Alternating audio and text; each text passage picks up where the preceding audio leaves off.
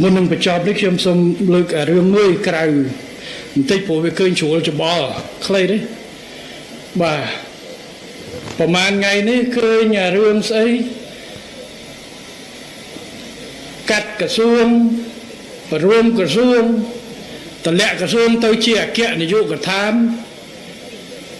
ហើយរឿងនេះប្លែកដែរ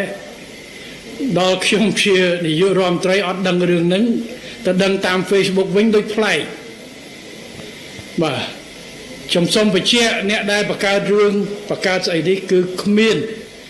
ការកំណែតម្រង់គោលនយោបាយយើងដាក់ចេញពីដើមទីនៅដដែលទី1គ្មានការកាត់ក្រសួងស្ថាប័នទេនៅដដែលប៉ុន្តែក្រសួងស្ថាប័ននីមួយៗត្រូវវិភាគមុខងារអាចមានការកាត់អយុធដ្ឋាននៅខាងក្នុងស្អីទៅដើម្បីពង្រឹងឲ្យចំសម្រួចឲ្យចំប៉ុន្តែបើថា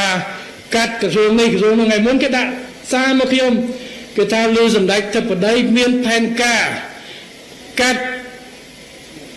អគ្គនាយកដ្ឋានមួយអីខាងឧស្សាហកម្មពីក្រសួងឧស្សាហកម្មយកទៅដាក់ក្រសួងពាណិជ្ជកម្មហើយខ្ញុំអត់ទាំងដឹងផងហើយម្សិលមិញឃើញเพจមួយគេបង្ហោះថាមានក្រសួង6ដែលជាន់គ្នាអញ្ចឹងរាជរដ្ឋាភិបាលនឹងកាត់ក្រសួងមួយចំនួនតម្លាក់ទៅជាអគ្គនាយកដ្ឋានហើយរដ្ឋមន្ត្រីរុញឡើងទៅទេរដ្ឋមន្ត្រីអស់ខ្ញុំថាចុងពីណាចេះគិតគូរជំនួសរាជរដ្ឋាភិបាលទៀតហើយខ្ញុំដល់អត់មានគោលការណ៍ហ្នឹងក៏ទៅសួរ